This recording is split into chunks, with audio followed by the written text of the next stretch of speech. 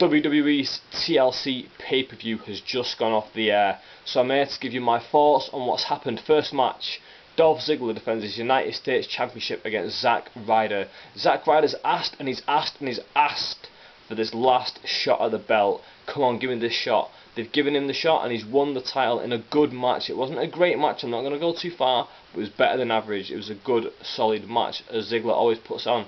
Now the Ziggler fans are going to come on the internet and spam my video and go all over the forums and complain, oh, Ziggler's lost his title, they should have never given it to Zack Ryder. Listen, now Ziggler's lost his title, he can be pushed up to that main event scene where he deserves to be. He's putting on good match after good match after good match. He's been the guy who WWE are looking at and say, listen, you put on 2 matches for us tonight, show us what you got, show us you can go, show the fans that you can go because we believe in you.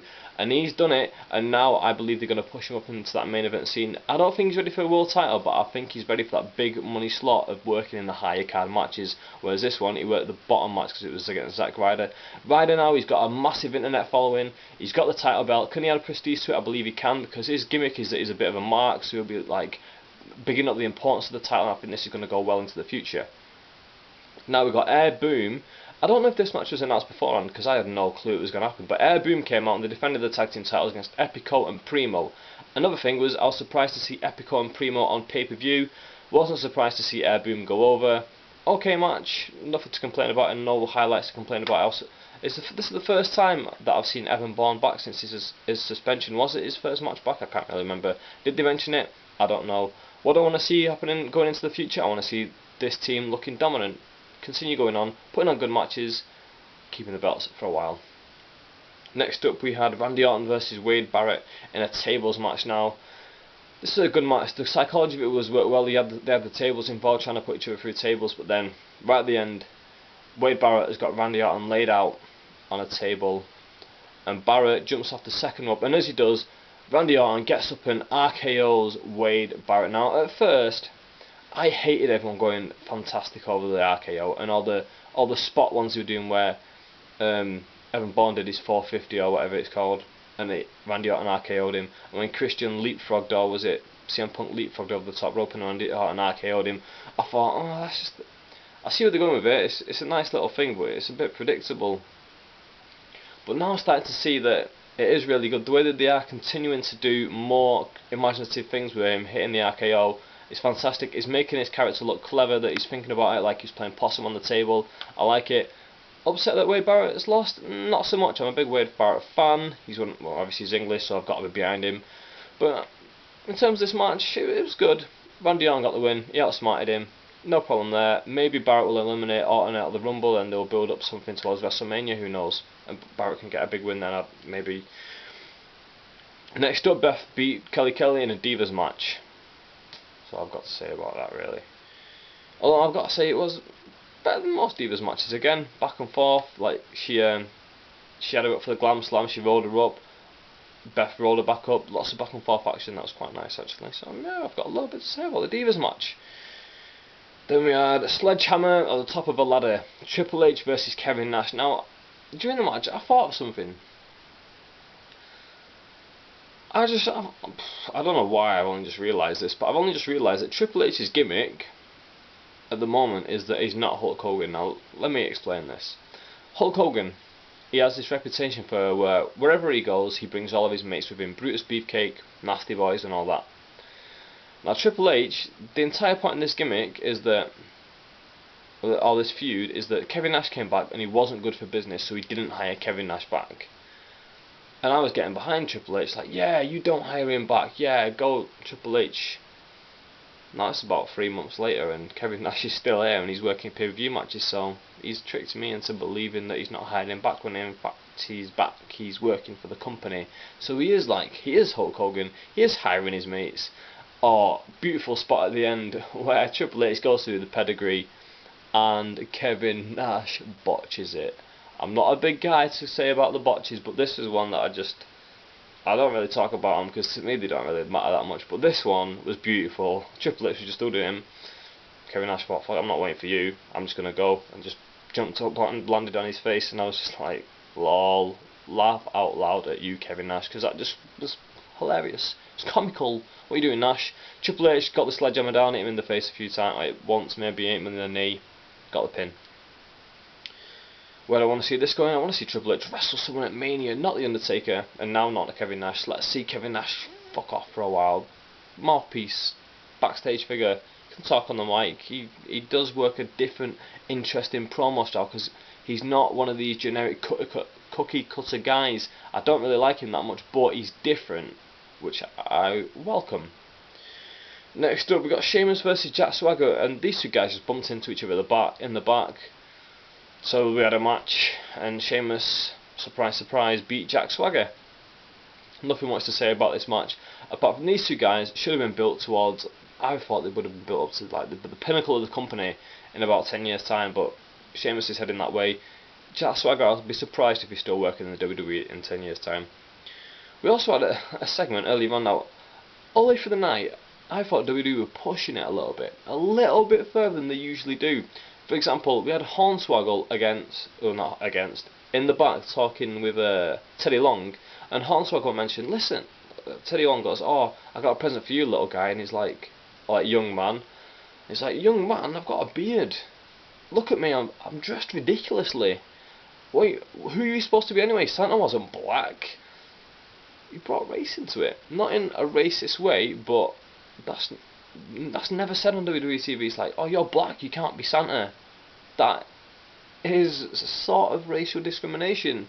I'm not complaining about it, because I don't think it was intended to look that way, but it was just a bit like, oh, they're giving Hornswoggle a bit of an attitude here. I like it. He's coming out of his shell. People don't like Hornswoggle saying, oh, he's a midget. He's a part of the variety act. If you don't like him, then he's obviously not for you. There's other people there for you. You can't expect to like the entire show when the show is now a variety act. Just like me, I've not enjoyed this entire show, but there's some bits that I did enjoy.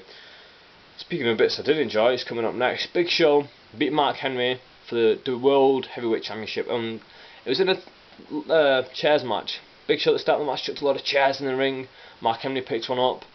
Big Show walks in the ring. Mark Henry fucked off like, oh, I'm not wrestling you. Nah, I'm not doing it. Big Show came out, attacked him. They had the match. It ended a bit flat in my opinion.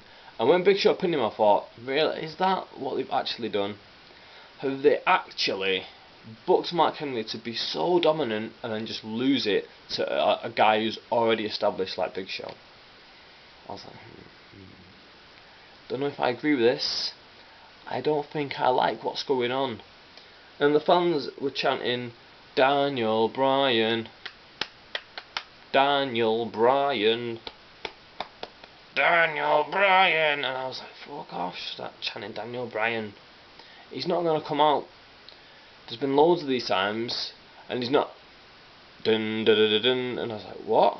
He's actually coming out, and then he started coming down to the ring. He had the referee, and I thought, no, this is going to be one of those like messed up cash-ins, bookings. No, it's a cash-in.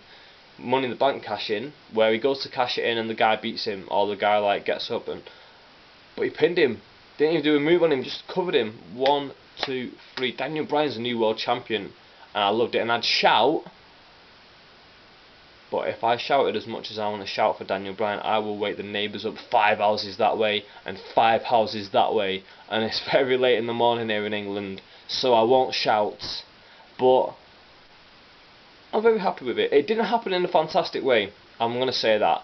I would have loved to have marked out like a bitch when it happened, but it happened, and I was just sort of like, oh yes, Daniel Bryan, yeah, that's good, that's good. I should have been jumping out of my chair going, yeah, fucking get in, Daniel Bryan, son. So, swings and roundabouts. I got what I wanted, but it wasn't as good as what I expected it to be. But this is the start of his world title run. Will he lose it on this coming SmackDown and fuck us all off? Who knows? Hopefully he'll turn heel. Hopefully Big Show will turn heel. This is one thing I thought. Big Show was looking at Daniel Bryan afterwards in disgust, like, I've just waited 9 years for my next title and you just robbed it off me. Imagine if Big Show turns evil now and teams up with Mark Henry. Imagine that team, Mark Henry and the Big Show, the way they're booked now, especially Mark Henry, going against like Kofi Kingston. They would squash them. They'd be the new Colossal Collection, Haku and Andre the Giant. That'd be fantastic. Would it be fantastic? For storyline telling purposes, yes. For a smart purpose of, oh, I want good in-ring action, which I say I'm mocking myself right now, it wouldn't be that good. But still, they could tell a story, and it'd be interesting for the kids. So Daniel Bryan came away with the title. Then we had Cody Rhodes versus Booker T for the IC title. Now Cody Rhodes had attacked Booker T twice at the night. Then they finally got out there. Cody Rhodes got the win. Now this would scream to me that they're going to follow on with this, that Booker T was attacked twice. And listen, you might have beat me, but that's because you jumped me in the back. But if you give me a proper chance, I will beat you. And then they can have Cody Rhodes go over him properly. That would be good. And watching this match, I thought it was a very good match, and I think Booker T should come back full time, not to be a main event star, not even to hold a title, but to help get the mid card guys over, help them in their matches. Obviously, they'd have to go over once in a while, but still, at the end of the feud, just elevate those guys, make those guys seem that bit more important than they do now, because at the moment they just don't. Then we had the World Title TLC match, WWE title, sorry, and this was a really good match in my opinion, especially because it was Punk, ADR and Miz. It didn't have that superstar name, it didn't have John Cena, it didn't have Randy Orton, it didn't have Triple H, it didn't have Undertaker. When was the last time there's a pay-per-view without one of those like guys on top? It must have been ages ago, like, it's been forever I'm guessing. But yeah, Del Rio, Miz, actually, saying that, didn't Punk and Del Rio main event a match, like maybe the last pay-per-view or something? I don't fucking know, I lose track. There's so many pay-per-views that I just lose track of everything, basically. That's why I do these videos, just so I can tell my thoughts on them while they happen after I've seen them, because like straight away afterwards, next week, I would have forgotten all about this show. But yeah, Punk, Del Rio, Miz. Good thing about the match was Ricardo Rodriguez. I really felt sorry for him in the back early on. Miz bullied him, Del Rio bullied him, and I really felt sorry for him. He sold it, I think. When he announced Del Rio, he looked scared. Maybe that's because he was actually scared, going, oh fuck, they're taking the piss out of me, they're probably going to fire me in the morning. Shit, this is probably my last show.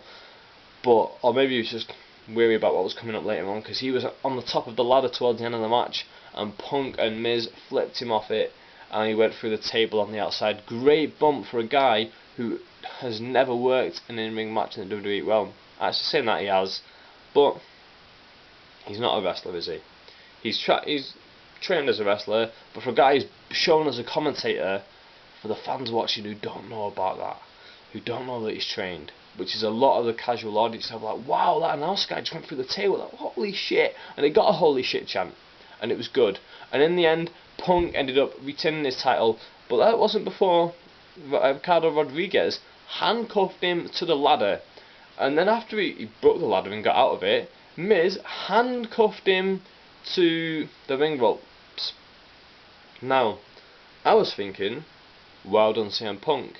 This is something Hulk Hogan didn't do in the old days when Bossman would handcuff him. He'd just wobble with it and like, oh no, I can't possibly get out of this. I think he might have broke the handcuffs maybe once. Oh no, the referee used to undo them. It wasn't until like Goldberg that somebody broke the handcuffs, was it? But yeah. So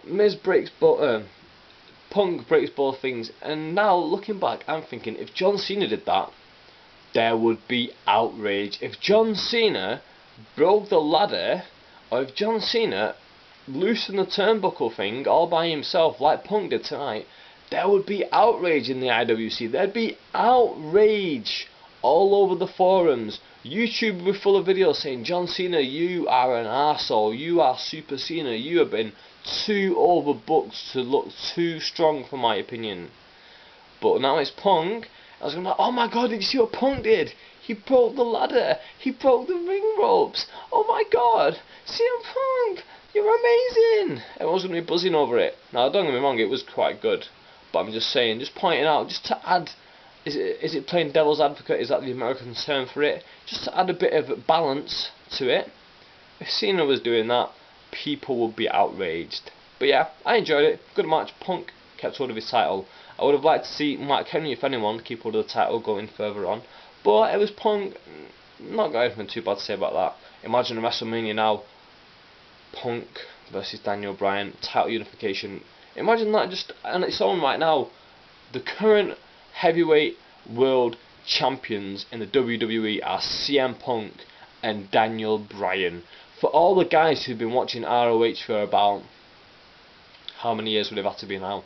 But all the guys who've been watching ROH basically from its existence, all the ROH fans now have gone back and watched all the old tapes. And I'm not one of those. I'm not one of those who's watched it too far back. I watched since about 2008. I've gone back and watched stuff. Only Daniel Bryan stuff and Nigel McGuinness. A few Tyler Black stuff and Claudio Castagnoli, but not too much past that date. For all those fans of Ring of Honor back then, look what the WWE is giving you. The WWE is giving you CM Punk and Daniel Bryan. Two guys who have claimed to be the best in the world at being a professional wrestler. Not just being a professional wrestling superstar at what the WWE book them as. No, actual professional wrestlers doing their job in the ring, talking on the mic, the whole shebang. These two guys have got what it takes. These two guys have got the credentials to say, listen, I'm the best in the world. What will the reaction be? I enjoyed the pay-per-view, but will they come out now and praise the WWE and say, listen WWE, you might go on and fuck this up, but right now you've given us two guys who can really work as world champions. Thank you WWE. Or not, maybe not thank you, but just kudos to you. You've done something right for a change. Will they come out and say that? That's yet to be seen. This is the end of my video. What do you think? You sat at home right now. You might be at work, you might be at school, you might be at college. Well, you won't be because it's Christmas holidays. Don't know why I'm saying that. Bit thick, aren't I? I'm tired, leave me alone. Yeah. So what do you think? Sat at home, Christmas holidays, you're on a break. Let me know, TLC. Let me know what you think down below on all the results, on the matches, and what happened. Did I leave something out that was big on the show? I tried not to. I tried to get it all in. I only wrote down the results on my phone. You can't really see that. But yeah, with that, I am out of here. See you later.